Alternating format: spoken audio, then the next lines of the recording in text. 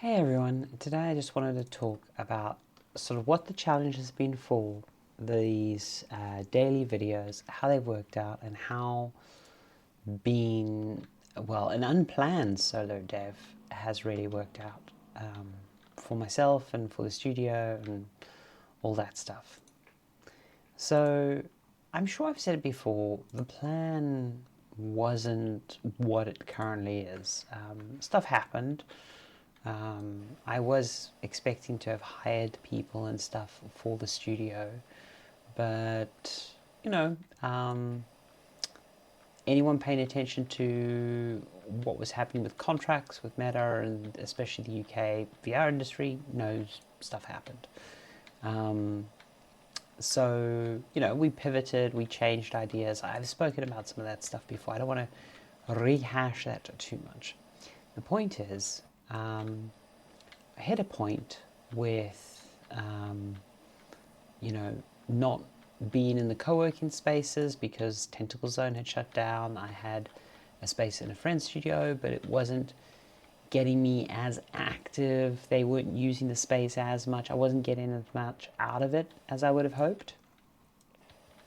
And so, as a result of all that, progress was not great. And then on top of that, as I said at the start, my wife had some pretty severe health issues that clouded things up, and had to go for surgery and then a second surgery. And at the start of this sort of 30-day challenge, that was all over, and I was looking at new co-working spaces.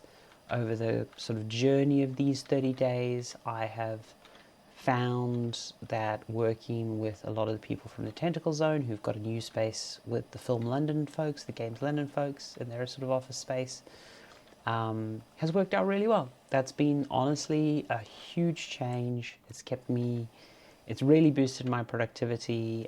It's been an absolute game changer, and I'll talk about that in a bit.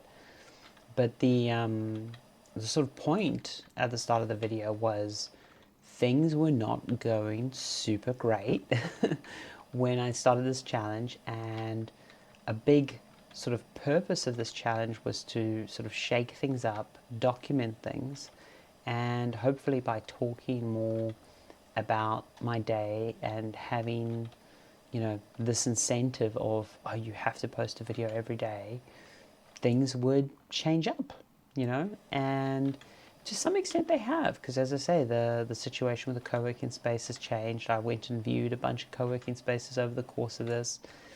I've been able to talk a bit more about some other stuff. I'm not really in a place to talk about what the studio is doing at the moment. And I do still consider it a studio. I don't consider myself a solo dev, even though at the moment I'm working like a solo dev. Because I do plan to hire people and bring people in. And I suppose that's the main thing I wanted to talk about. The co-working space has been great because, it's a very different environment when you're around people who are professional game developers and are like running a company and stuff, and not people who are like looking to do just a hobby project until they get a new job or whatever. I very intentionally left my position. I could have gone and joined another studio. It would have been very familiar. It wouldn't have been... I mean, obviously I don't want to understate things because the job market's a bit shitty right now.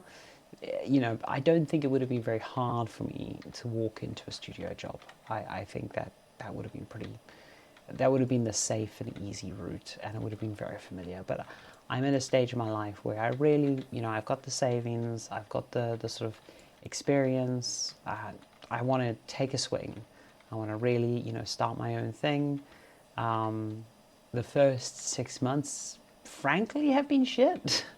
I mean, I've been having a lot of fun doing them, but, as I was saying to one of my friends, and this was before all the health issues in the last sort of thing, we're in the dark part of the business plan. Because, when you start a business, you write out a business plan, and business plans are always a little bit naive and hopeful, but you always have like sort of a bell curve of expectation, if you will. from like, hey, this is all, you know, if everything works out, to this is the worst case scenario we'll never expect ourselves to see in, but we've planned for it, and here it is, and da da da da. And we were very much at the bottom end of our bell curve for sort of opportunities working out and stuff. A lot of things had gone wrong for us. And then obviously the health stuff hit. So, not great. And, you know, as I say, I'm now pursuing this ADHD diagnosis. That was a big thing I decided to pursue at New Year's because, you know, I fucking love what I'm doing right now. And I know that it's not any lack of enthusiasm or any of this stuff. It's really hard.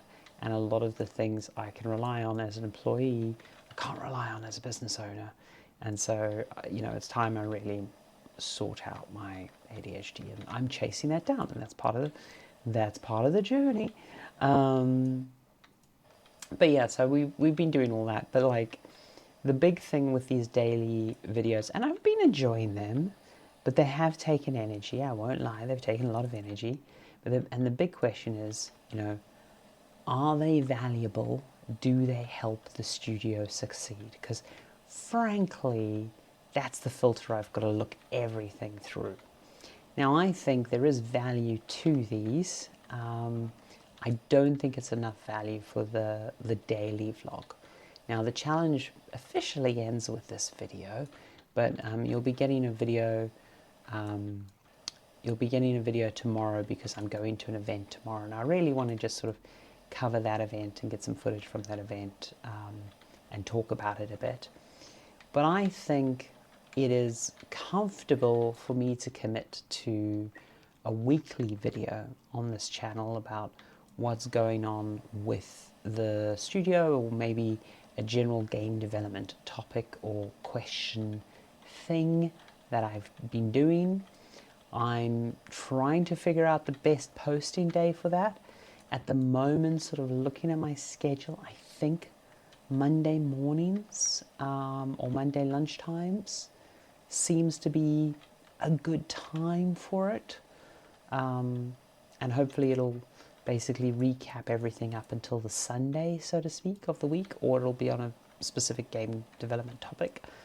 And I think that'll cover a lot of the purpose of what these videos have been doing, and hopefully be a bit more structured than the chaos of these videos, though I do quite like the chaos of these videos. I think that's kind of useful for them.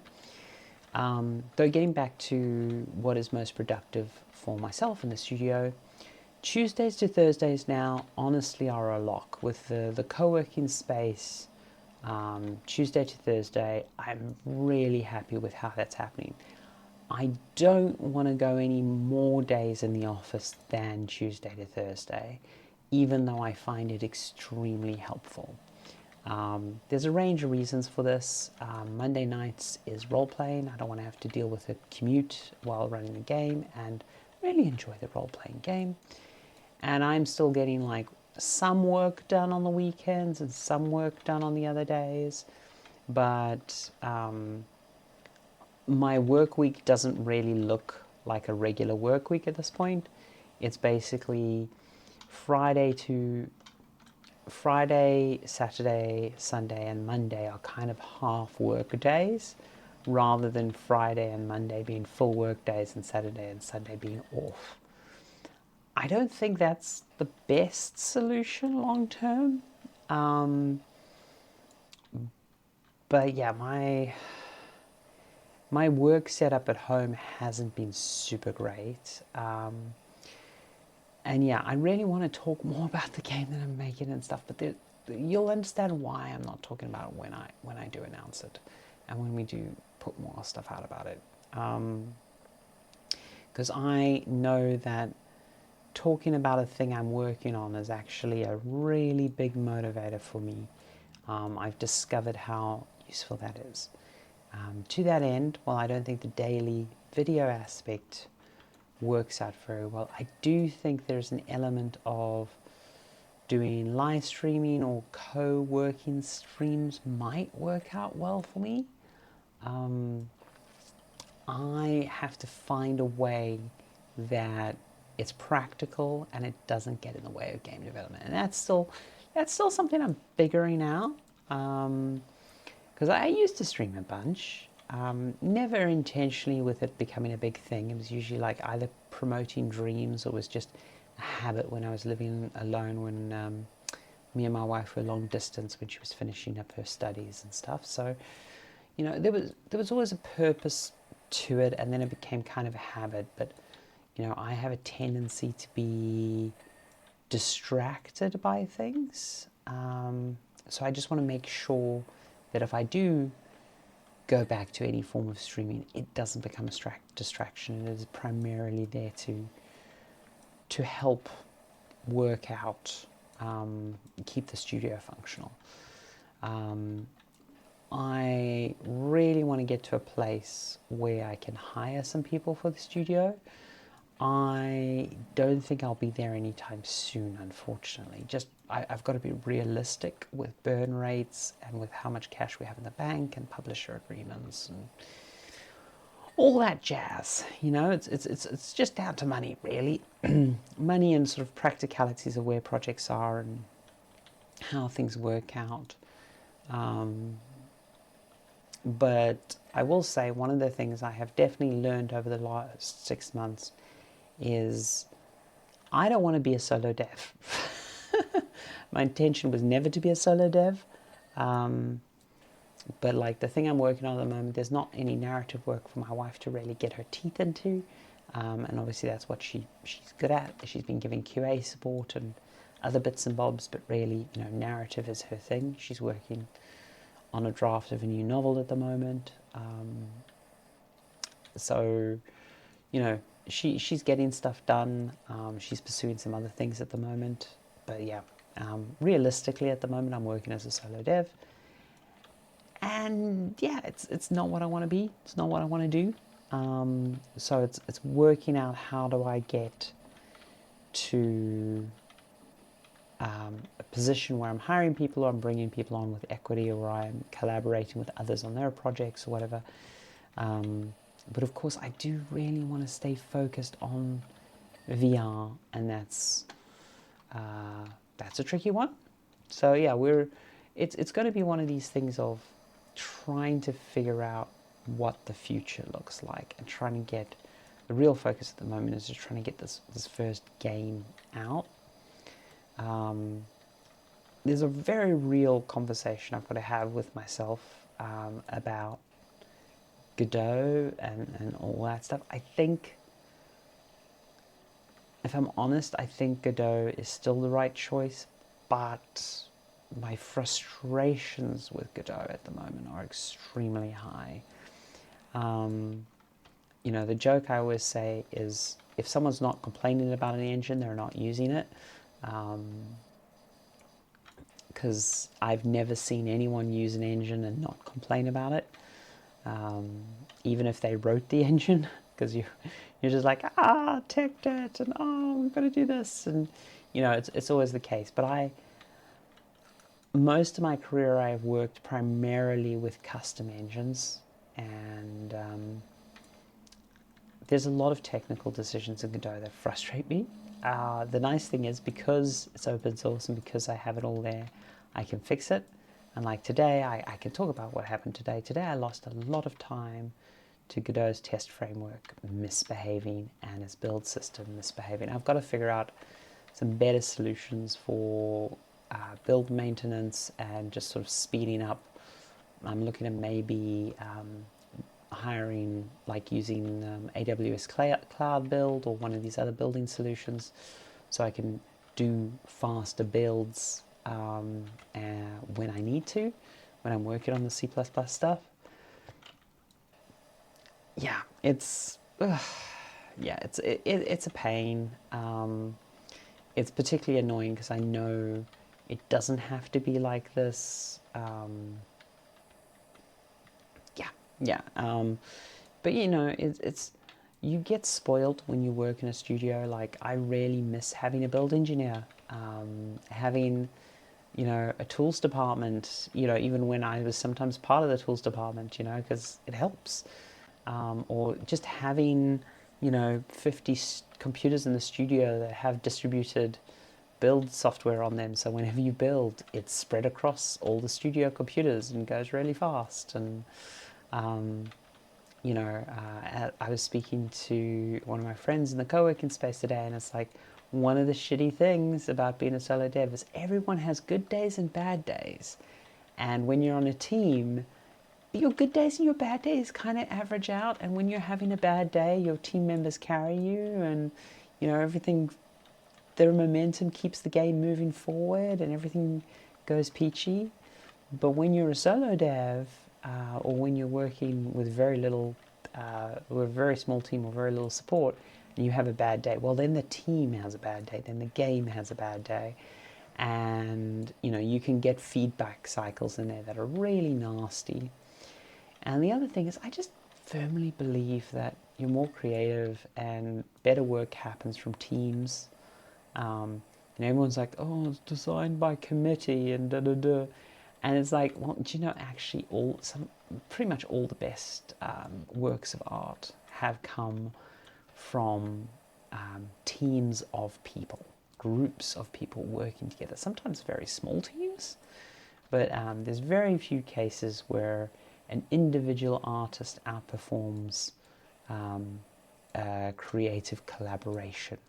There's a lot of people we think of as independent artists that weren't, people who their spouse was a big part of their creative process, or in the case of book authors, how much editors, publishers, agents, everyone sort of affects the book's journey. You know, the myth of the solo creator, I mean, solo creators do exist, but, you know, we all draw on our environment, and yeah, I'm a big believer in collaboration. It's a very, very powerful tool. It's one of the reasons humans aren't monkeys. We built society and language, and we do all these things because there's evolutionary advantage in working together. And so, yeah, I like teams. I like working with people. I like the compromise, frankly. I hate the compromise, and I like the compromise. I fight fiercely. And I love it when people fight back, and we have that robust creative discussion. It's the best feeling in the world, really. You know, and I want to build a studio. I really do want to build a studio. That is the plan.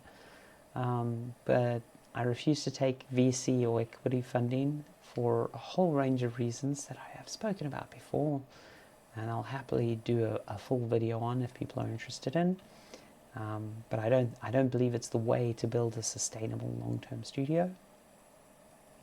So, yeah, you know, I'm got to figure out means and ways, and that's one of the reasons why I think the co-working streaming stuff might really work out quite nicely, because, you know, then I can kind of bring some of that energy into that, like, collaboration. But it's just very difficult with the thing I'm working on at the moment, and where it is, and yeah.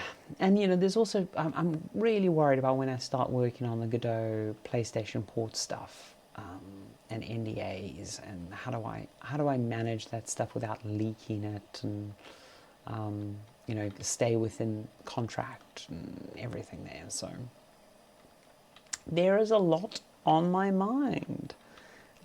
As you can tell, this is a long video because I am rambling, and I intentionally put on a game that I knew would take longer so I could have a proper ramble. And I know that most people have probably tuned out. If you haven't tuned out, tell me your favorite fruit in the comments right now. Just tell me what your favorite fruit is. If you mention a fruit in your comments, I know you've made it to this point. But don't let anyone know why you're talking about fruit. Don't let anyone know. Just mention fruit.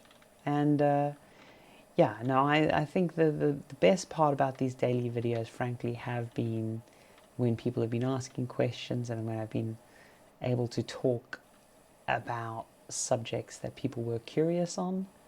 Um, like a lot, part of my time at Sony was working as a consultant, and what I really liked about that was, teams were trying to build games, and I would be like, okay, so this is what you need to know about networking, or this is how you need to know about PlayStation, or here's this thing, or platform would be developing a new thing, and it's like, okay, so what does multiplayer VR look like, or what does the metaverse do? What's the state of esports? Or here's Twitch, and like that's one of the reasons why I kept streaming so much. By the way, is because like Twitch basically got me my job at PlayStation, because I was one of the first people to really sort of talk a lot about interactive, like Twitch Plays Pokemon. I actually made the first Twitch Plays Pokemon. I've mentioned this before.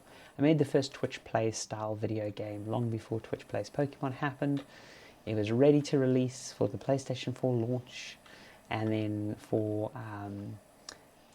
basically we have these like publishing slots, and there's like you want to have a slate of games ready and stuff, and because it was a port, they were like, oh, we should save this period. So we stopped working on it. It was ready to go. It was all gold mastered and everything. And then in the time that it was sitting on the shelf, ready to go out the door, Twitch Plays Pokemon happened. And I was just like, oh, like we never would have been as popular as Twitch Plays Pokemon, because we weren't Pokemon. But I could have had that like, oh, we did the first Twitch Plays game. But hey, anyway, it was fun to see Shu play that and the PAX guys play that like live on stream and everything. But yeah, that was actually one of the reasons why I kept on going with Twitch for as long as I did, because of that association, and because I was working closely with Twitch, and I was like the PlayStation Twitch person, working with the OGs at Twitch, before Amazon bought them out, and then as Amazon bought them out, everyone cashed out and left pretty quickly. It was quite funny actually, because someone added me on LinkedIn the other day, because I deleted my LinkedIn for years and I recreated it in sort of preparation to leave Adobe, frankly. And also because like, all the social media was going to hell, and I went to develop, and I was like, you don't use Twitter anymore, what should I connect to with you on? And everyone was like, Instagram? And I was like, I don't use Instagram. And so it was like, and this is like before Blue Sky popped off, and so it was like, I guess I'll make a LinkedIn again. So I lost a lot of people on LinkedIn, but anyway, someone added me, and they've got the same name as one of the main Twitch guys who I used to speak to, like one of the early Twitch guys. And I was like, oh my god, I haven't spoken to him in ages. And I added it without realizing, oh no, it's a different person. And I was like, oh damn it, because I get so much LinkedIn spam. But yeah, I do think there is some element of the Twitch co-working or some streaming stuff, or there is going to be, I definitely want to bring community along with the development journey. It's something I've always enjoyed doing and talking about and stuff, and something I've always been really excited for, like going indie and being able to talk about all the bits. And now I'm like, wait, I shouldn't talk about bits. And I'm like, no, but you should talk about all the bits. So I'm actually really excited for that part of it. Obviously respecting business relationships and contracts and blah, blah, blah, blah. Being a responsible person. Because, when you're a business owner, that's the things you got to be the responsible person. But yeah, so, yeah. I suppose that lets you know that things are a little different than planned. But yeah, I just wanted to share that all, and show that progress is being made on pretty much all of it. As I say, there will be one more sort of daily video tomorrow to sort of cover this event I'm going to at the depot in North London. I think I can say that it's a public event. There's no more space at the event, but yeah, gonna go to that. Looking forward to do something on the week of GDC, because honestly I'm not missing GDC at all, but it's a shame not to be at a gathering of devs. is the thing. I'm not like, oh man, I wish I went to GDC, because I really don't. But at the same time, I'm like seeing people go like, hey, come meet up at blah blah blah, and I'm like, okay, I kind of miss that I'm not there. Like, I'm not at the meetups around GDC. So yeah, there's that. So instead, I'm going to a small one in London that is looking very quirky and cool, and I'm looking forward to seeing people there. And I'm so grateful to all the friends in the industry who've been helping me out. I haven't been doing the best job of all of this. Turns out doing the indie thing is very different to doing the studio thing, which I've done for a long time, and I knew it would be different. I didn't realize I'd suck at it this much, basically, is I suppose what I'm saying. You know, if I'm completely blunt, that is really what most of this video boils down to, is admitting to myself and realizing how much I've been sucking at it. I'm trying to do better, and I am doing better, but it's been a rough. Are we at the 6-month mark yet? Yeah, we're past the 6-month mark, I think. August to now. August is the 8th month. So the 4th month. Okay, we're coming up to 6 months. We're coming up to 6 months. April will be 6 months. And yeah, you know, the one thing I am happy to say is I know for sure we will have a game out on the market before the studio is a year old. It won't be the biggest game, it won't be the game we intended to first release, but it'll at least be something on the market, which is a big deal for me, because I just really want us to get to cash flow sooner rather than later, even though I don't expect, banger numbers from this first title. I just really want to prove to myself that the pipeline is there, and that it works, and that it exists, and we kind of know what we need from it. And I thought this first game would go through that pipe a lot quicker. Well, not this first game, because the first game was going to be a much bigger thing, and then but when we made this decision when did we make this decision? We made this decision late November, mid-November? Wait, God, I can't remember now. November? Pretty sure it was around November. Late November. Yeah, it was late to mid-November. Yeah, I remember now. To sort of switch up and go on to this smaller project. Because, yeah, that was when a lot of the contract stuff imploded, and the publishers shut down studios, and bad stuff happened. Yeah!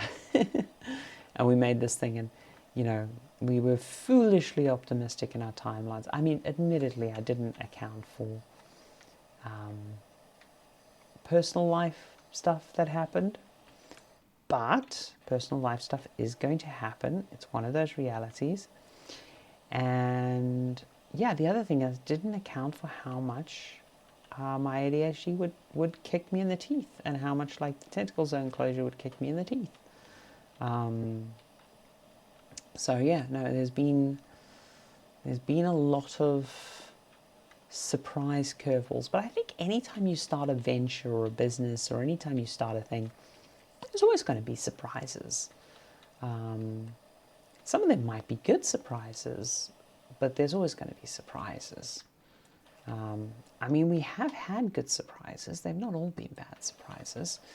The support from friends in finding a studio space and sharing a studio space, the new office that I'm now working out of, that worked out wonderfully, actually. That's really been a game changer. You know, Ducky getting into Game Changers and doing the Game Changer thing, that was a nice surprise. We didn't plan for that. That was a big win. So, you know, there have been wins, and I think the problem with surprises, or the problem with those sort of those wins and losses, is when the wins come along, you just think, oh, we worked really hard for this, and we did all these things, and so of course we'll, you know, you don't think of it as luck, you think of it as, oh, we did all this work, so of course we got this thing. But really there's a huge luck element to some of the stuff that comes through. Not all of it, but some of it. Like Game Changer just worked out really nicely, and as I say, the new co-working space worked out really nicely, and trying to think if there's anything else that fell in my lap. I don't think there is. Oh, I got one. Do you know, I actually think there's a few bits of information that made me make strategic decisions that I didn't go seek out, that fell into my lap. Those, I am grateful for that information. And again, I put myself in the place to get that information, and that information was off the back of long-term relationships and everything. So it's not like it just fell in my lap, but it was lucky that it came to me. There's a very good chance that information could have slipped me by. And if we were still working on our first title, I think I would be kicking myself right now. I'd be really, really stressing out about that. So I'm glad, I'm really, really glad that we didn't do that. Yeah.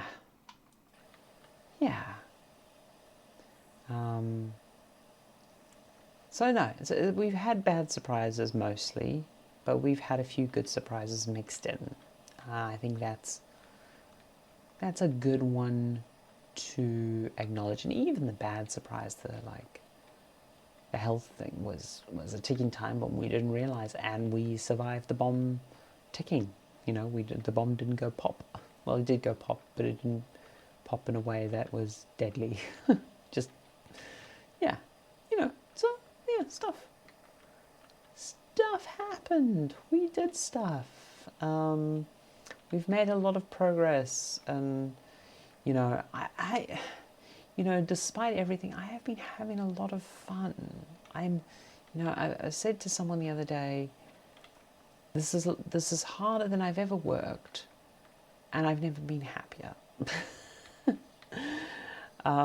Anytime I get upset, and anytime I'm not enjoying myself, is when I'm trying to think to myself, oh, things should be going better, or why aren't you working harder, or, you know, I'm never like, oh God, I don't want to be doing this, or, you know, like, this is very much what I want to be doing with my life, and I worked very hard to get to this stage, and I think most of my fear and anxiety and negative emotions I'm dealing with are just, okay, now how do I sustain this? How do I make this? Because at the moment it's not sustainable. At the moment, you know, it's a lot of savings are getting burnt up, and we're trying to set up the studio, and we're trying to get to a place where, you know, it is sustainable. Currently it's not sustainable. Currently it's in the business building phase of the operation.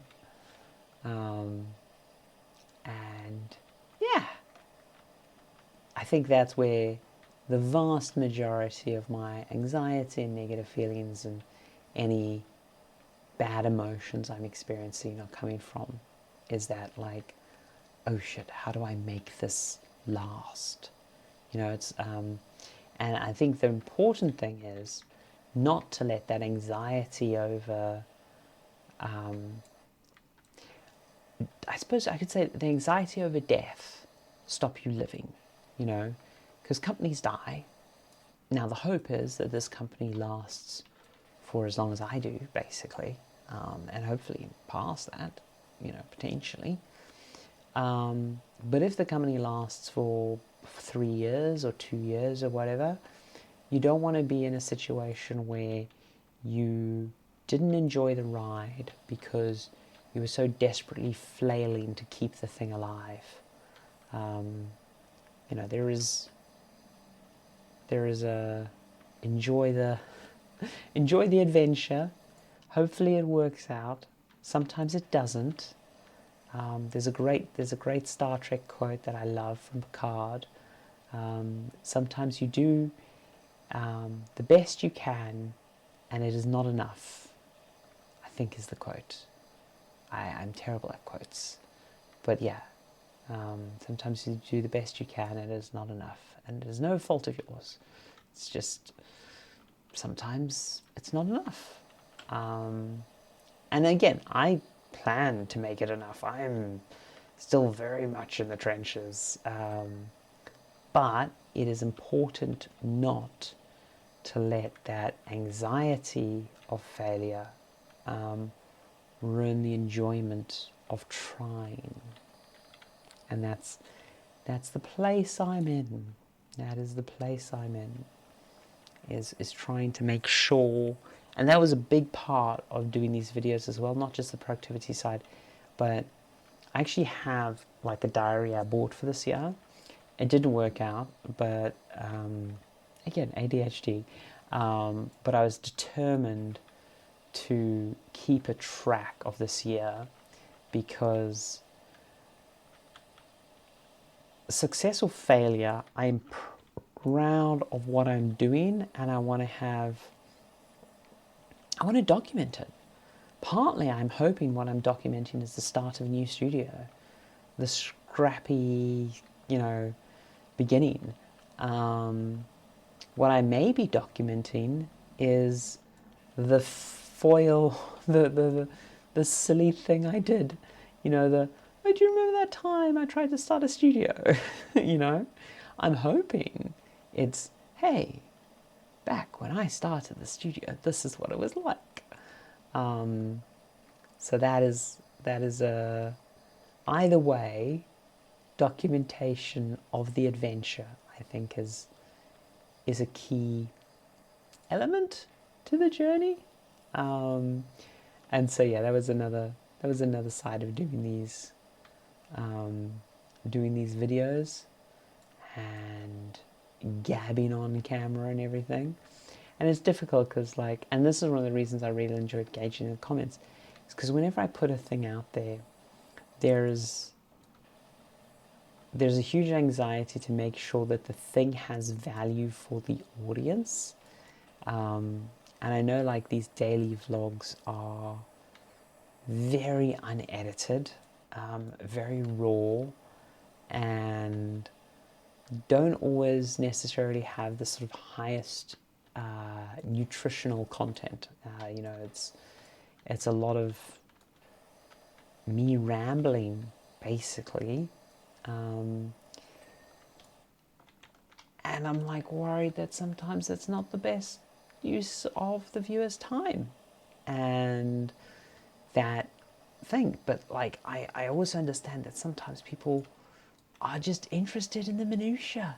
And the other fact is, I am doing this mostly for myself. I'm almost entirely doing this for myself and for the record of the journey. And for those reasons, it's important to be earnest, to be honest, to try, and to dance like nobody's watching, you know, to sing in the bathroom, to do that silliness, really.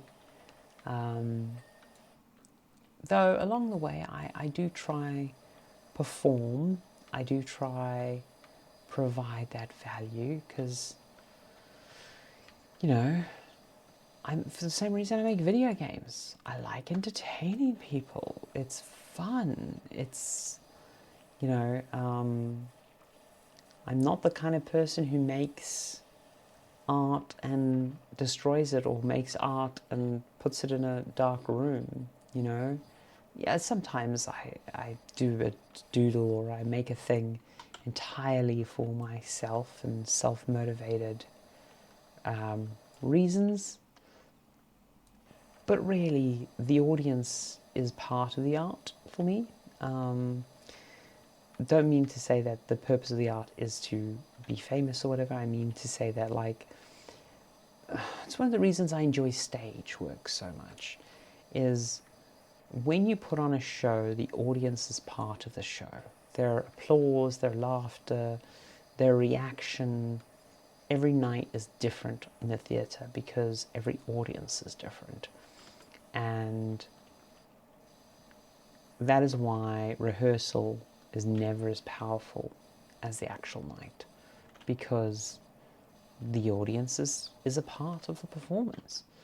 Much like when we've made video games, one of my favorite things is watching people play the games I make, or, you know, see people talk about the stuff I make. It's great. And honestly, you know, I've had more joy watching a random YouTuber or a random Twitch stream play something I've made than I have seen, like, big journalists or whatever cover it. It's so lovely. And I think, you know, that's also a big reason, by the way, why I didn't rush back to a studio, is because for me it was like, well, if I go back to a studio, I want to go back to a team that's working on something more interesting than dreams. And that's a hard ask. That's a very hard ask. So it's like, well, if I can't do something more interesting than dreams, what if I do my own thing? And that's really what it comes into. Okay, this last bit of cleaning is, well, there's just a lot of it. So we're gonna just go in with the wood cleaner, and we're just gonna go a little bit crazy here with this and get it all cleaned up so we can wrap this all up. There's going to be some plastic and stuff as well, but we're just going to go in with the spray stuff, because the spray stuff works really well. But yeah, that's been the journey. And as I say, I want to talk more about the stuff. The daily vlogs will be coming to an end with tomorrow's, and we'll be working towards a weekly thing. Having a specific schedule is really helpful for me, because I think the thing I'm most proud of these vlogs is how consistent I have been in getting them up. It's hard to express how difficult that is for me. But when I have something that regular, it's a very, very useful habit. And it's a habit I want to transform and drill into and work on. This challenge structure is actually really useful for me. So like at the moment I'm still doing the abstaining for Lent thing. No chicken or beef for Lent, and that's been great as well. That's been working out for me. You know, I had some bean tuna rice with pesto and some bits and bobs today. It's all good. So yeah, I've been taking on a lot. You know, I've got to give myself a bit more credit. I have been doing a lot, especially with the vlogs and with everything. And you know, for over half of this challenge, I have been sick. For over half of this challenge, I'm still coughing and fighting the lurgy. And so to do that while doing this challenge, and I still got a video up every single day. It was the one day I was late, and then there's the one day I buggered up the scheduling slightly, and then that made it me artificially late. So it wasn't a perfect 10 out of 10 run, but it was damn good. And I'm really, really happy with the level of consistency that I've managed. Even if sometimes the video was very silly, very short, very, of the moment, so to speak, I'm immensely happy that I got that done. And now that I'm back on the Tuesday to the Thursday, progress on the game has been good. Today was not the greatest day for progress. I'm not going to lie. Today was a hard day. And I felt extremely burnt out at the end of today because I just got home and I actually left the office a little bit early because I was like, I want to get some other stuff done. And I got home and I just collapsed. And a lot of it was, I actually had a really good day, but I was just fighting unit tests, and then some code was more broken than I thought it was. And it was just one of those, oh, well, this sucks, and hey, it sucked, and it's allowed to suck, my day was good, my progress was bad, and it's important that I learn to separate those two metrics. Like, you can have a good day that is a hard day,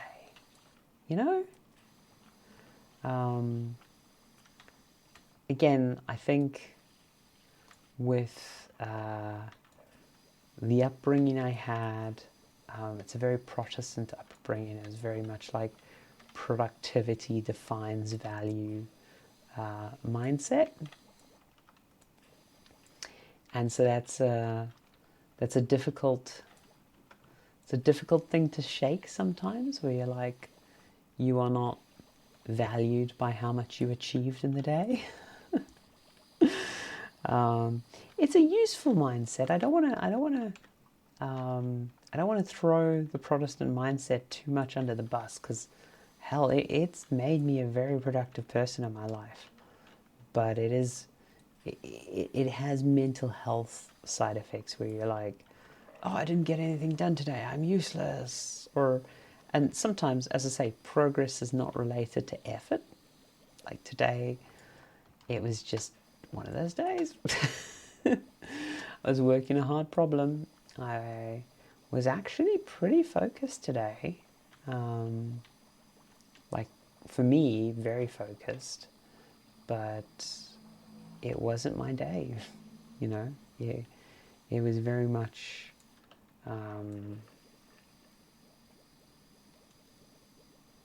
it was very much just... it was a hard day. So, yeah. I don't want to belabor that point. But yeah, so learning to separate out progress from whether or not it was a good day is important, and not letting that one stupid phone call, that one stupid bug, or that silly thing wreck the day, basically. Because ironically, it's impossible to make good progress on a bad day, because if you're not there doing the work, or you're out of it for some other reason, progress isn't going to happen, is it? But it is possible to have a good day where progress doesn't go as fast as you want. And that's like, yeah, that is a big part of the equation that I'm working through. Yeah. And yeah, as I say, hopefully with the weekly video, they'll be a little bit more edited, a little bit more on topic, a little bit more on point, hopefully more valuable to people, but also hopefully more sustainable for me long term, because yeah, the daily video challenge has been good, but it has taken a lot. It's taken a hell of a lot to maintain and achieve for the last 30 days. Yeah, I feel like I'm talking in circles right now. Is there anything else? No? I mean, yeah, as I say, the comments and being able to answer specific questions, being able to do the messy history videos that I did as part of the challenge, really enjoyed those. Honestly, I think my highlight was having that back and forth in the comments and going back and being able to go, oh, actually, this is why this, and this. Because it's really nice to sort of give that knowledge out and to like talk on something I'm knowledgeable on and give people context. Because, okay, I think I need to literally just break out we've got to just get this grime down. I thought I was going to be able to just soap out the last bit, but I don't think I am. I think this is going to have to just be